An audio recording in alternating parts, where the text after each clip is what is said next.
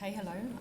My name is Catherine. I'm here with Alfred from London, from Parry Architects, and we want to talk you through our research and development project we did with Boston Valley.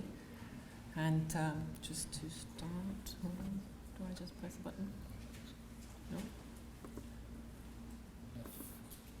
Yes, okay, sorry. So, just about Parry Architects. Eric founded the practice in 1983. We're based in East London and have the City of London at our doorstep. And we're about 100 people, a little more, kind of growing by the week. And to give you a bit of a context of the project, which is also a real project Alfred and I are working on currently, if I can figure this out. Yep. Here we go. So this is a view of London by Glaze. It's a panorama he did in 1616. And he was part of the Dutch golden age of draftsmen. And what you can see here is London Bridge to the right. And it was for over 600 years the only way to cross the river to the City of London, and it kind of meant goods and people and livestock used that bridge to get across. And maybe a few references. You have the old St. Paul's with its spire missing. You have, what is it? 2 theatres. This is the Globe, Shakespearean Globe, and then this church tower there is now Southwark Cathedral. Looks pretty much the same nowadays. And London Bridge over the years or centuries has moved upstream on the river, and our project is located to the north bank of the river.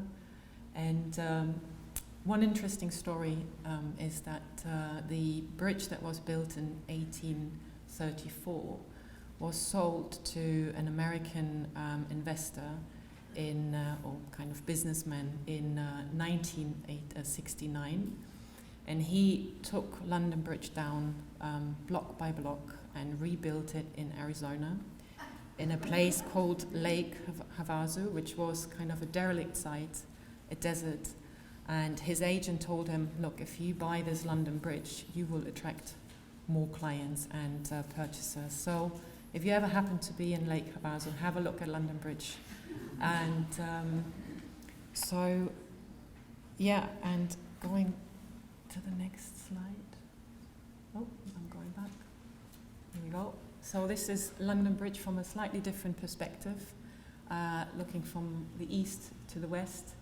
On the right-hand side is the City of London, also called the Square Mile, which is the area where the ancient core of London kind of started and where the rest of London developed from. So it's quite a prime location, and it's also the financial district in London. And if we go to the next. So here is a map. You can see London Bridge here, and the building in red is the project Alfred and I are working on. It's a live project. We're just going through the design stage. And all the buildings in blue are the livery companies of London. And those livery companies were an integral part in the development of the city. And they began their life as loose associations of tradesmen with similar interests. And they grew to what we would nowadays call trade bodies. And at the time, in medieval times, there were about 48 companies. They have now grown to about 108. And if you look at their names, it's the fishmongers, which are right next to our site. They're the freeholders of the site. Then you have the mercers, the skinners, the grocers, cloth workers, ironmongers, etc. And so these, from the 48 and the medieval times, they were kind of summarized in like the Great 12, and those 12 were the most powerful and influential companies in the City of London, and they were controlling all sorts of aspects of daily life and trade. And you see their crests. So if you happen to walk around the City of London, have a look at the entrances, you will find the crest just above the door or on their buildings, and it will tell you which livery company those buildings belong to. And that brings us to the fishmongers. This is London Bridge nowadays, and to the left of the bridge are the fishmongers, who are the freeholders of our site. This is a CGI of the project we are currently working on. And so the fishmongers are one of the 12 great livery companies, and they celebrated their 750 years of heritage and tradition last year in 2022. And this is the south-facing facade, and if we go to the next slide, this is the north, and that's where our kind of research and development project started. It's a little facade tucked between the fishmongers hall and the steel house building, as we call it, and it sits on a very kind of polluted and busy artery that runs, it's called Upper Thames Street, that runs to the north of the River Thames and connects the east with the west of London. And it's also the entrance to the fishmongers, because to their courtyard, because of the new London Bridge. They've lost their entrance. They would have arrived in carriages in the old days, and nowadays that's obviously no longer possible, so they would enter through this gate, hence the kind of a bit more opulent design we've approached in our concept. And if I don't know, now it's not moving. Thank you. So there's a close-up. So this image here on the left is what we submitted to the planners when we received planning approval in 2018. And initially we were thinking to do this facade in masonry, stone masonry. And you can see in this 3D print the pieces that we would have had to create to build this fish scale, as we call it, in reference to the fishmongers. And it became really heavy in stone. And also, because we are at such a kind of polluted road, it would have also created quite a lot of dirt on the stone. I mean, we chose a really kind of strong limestone. But then we thought, why are we not doing it in terracotta and ceramic? Because ceramic has the advantage that the water kind of washes off the dirt, and it also creates a much lighter module.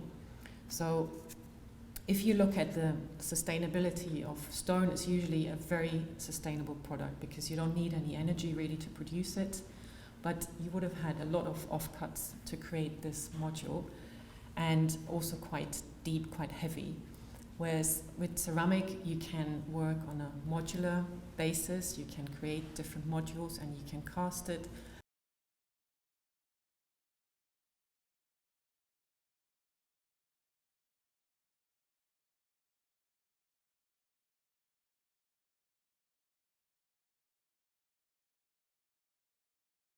Uses a little bit because of the firing process, which is very carbon intense, but where it's really beneficial is in the reduction of weight, and that means you will lose less concrete and reinforcement in the foundations, and that's how it kind of managed to kind of tick the boxes from our sustainability point of view. And I'm going to hand over to Alfred. Oh no, here's the goals, sorry, quickly. So we started in January, and we just set out all the goals, how to develop this, and it was like developing the independent units, kind of using the modularization, and then looking at lichens and moss surface screening, similar to what Henning Larsen have done, and as a biobarometer for the pollution. And Alfred is going to talk you through the geometry.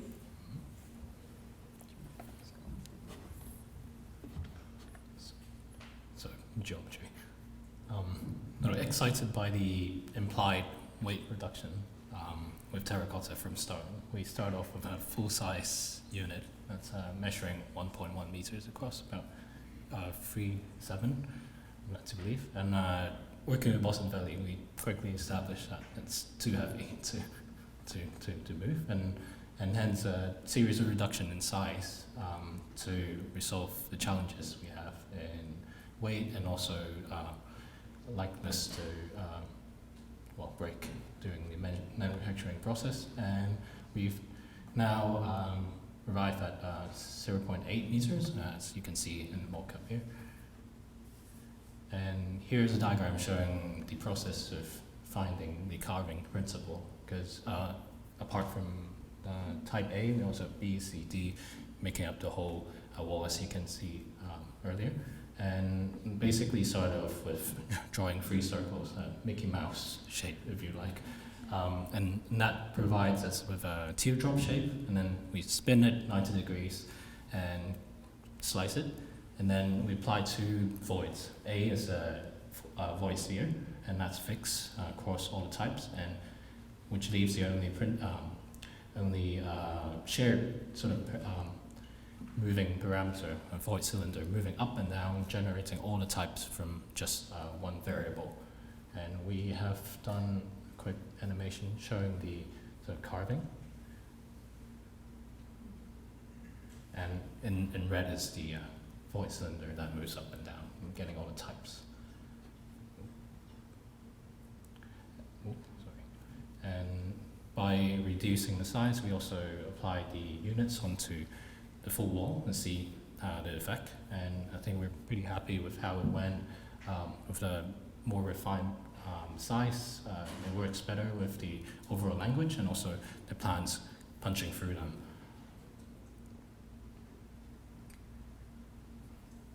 And having confirmed the size and the basic geometry of the unit, working with FMDC, taking on their advice, we sort of opted for a pretty straightforward approach, using low-bearing, self-supported terracotta units and restraining them back with angle brackets. And the geometry works really well with the overlapping and interlocking interfaces. We're able to hide the restraints, as you can see in front of you. And so, yeah, and then on mosses and lichens, I'll pass back to Catherine. So, mosses and lichens. So, we started looking at lichens as a kind of biobarometer for the air pollution, and a lichen is not a plant. It's a symbiosis between a fungus and an algae or a cyanobacteria, and the fungus gets its carbon food source from the algae or the cyanobacteria and through photosynthesis. And there are different types of lichens. Here we go. There are 3 main types. So the one right at the top is called a crustose, which looks like a really crusty blob of paint, and those are the most forgiving when it comes to air pollution.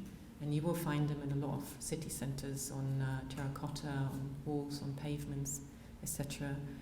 And then the second one is the foliose lichen, which is a leaf-like lichen, which is a bit more sensitive to pollution. And then the fruticose is a leafless branches that are very, very sensitive to pollution. And the next slide gives you kind of a different classification of lichens, which you could use to measure the air pollution or the improvement, because once they appear, it means the air quality got better.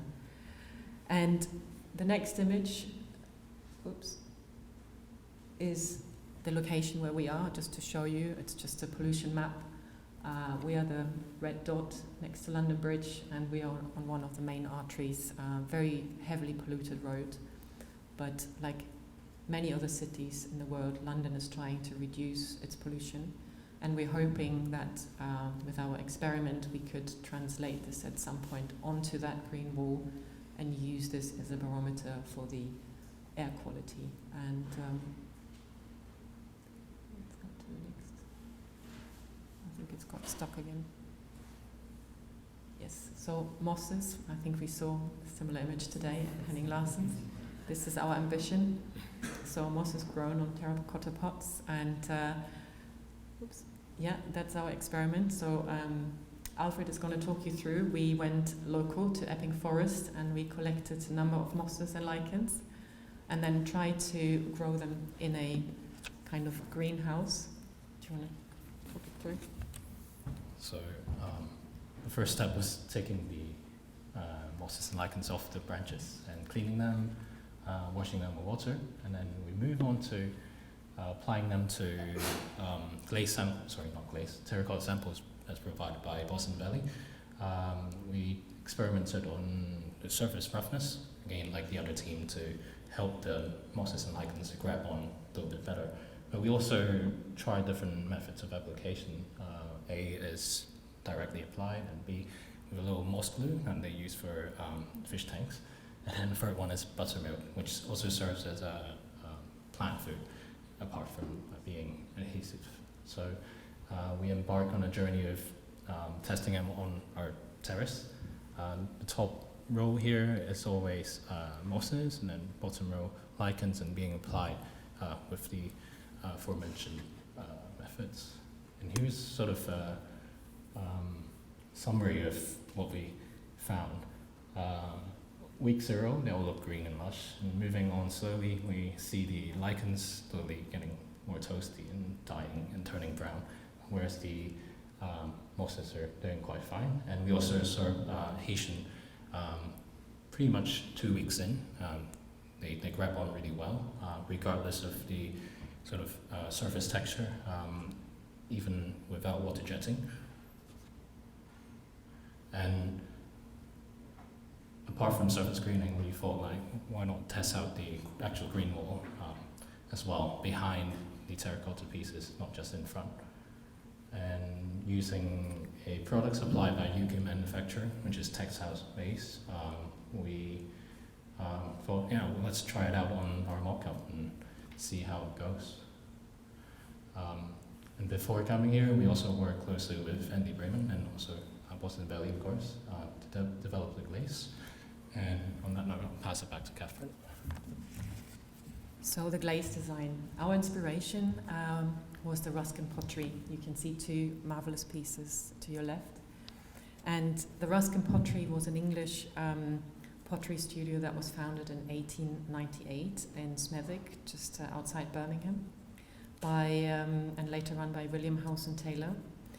And that pottery experimented a lot with glazes, very brightly colored ones, and they used high-fired pieces and managed to get quite amazing effects of unique glazes and crystal effects, iridescent effects. And they also produced the most highly regarded one, the Sang de Boeuf, which is a kind of blood red effect glaze.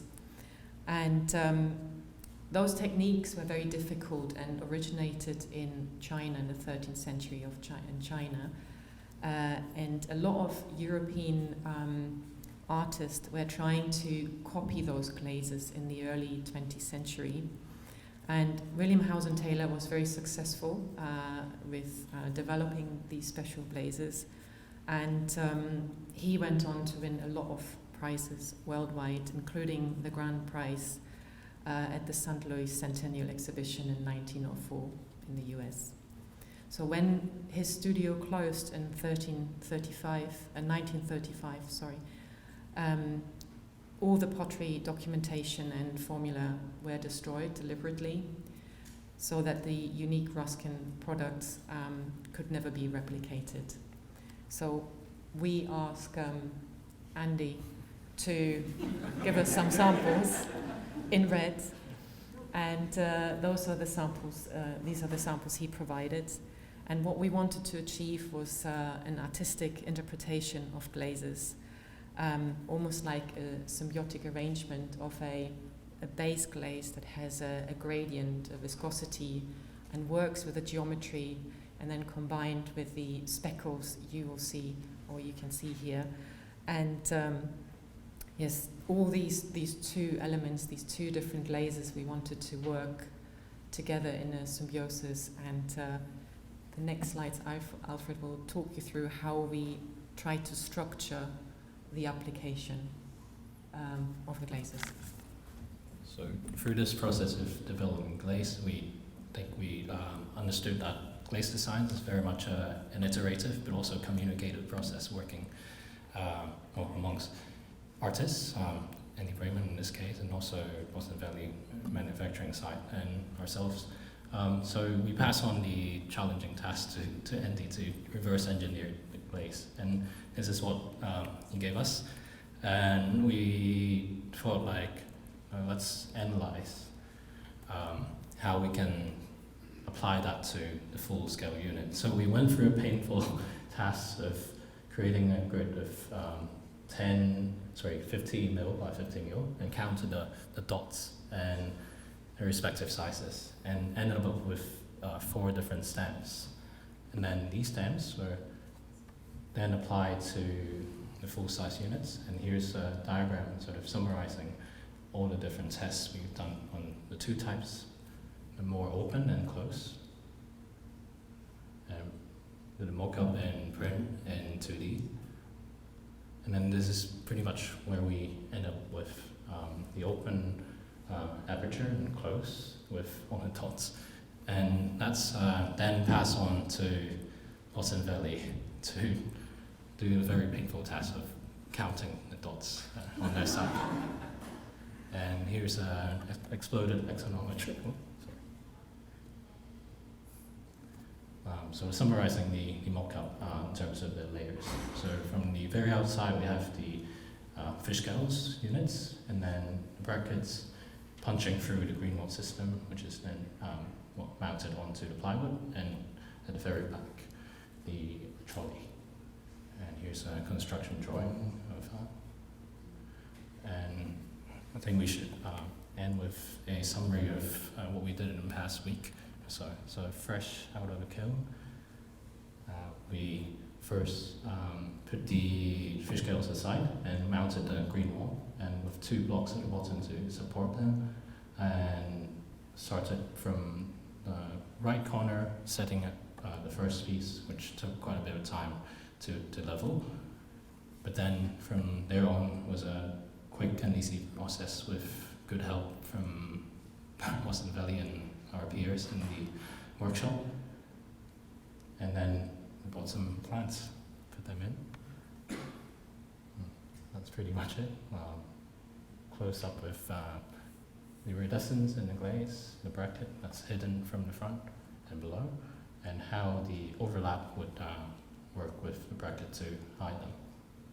And this is where we ended up with.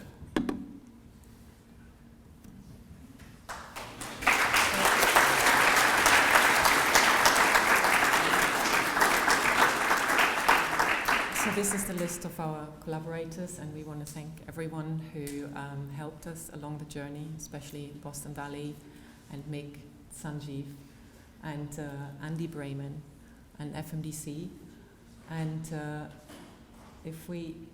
this is our last image. So this is our terrace at the office. We have a huge terrace where we collect our samples and we leave them out there to weather. You can see quite a few numbers of terracotta there and ceramics. So we're hoping to get a little sample to continue our experiment with the mosses and hopefully lichens. And and with this image, I'm going to close, and thank you very much for your attention.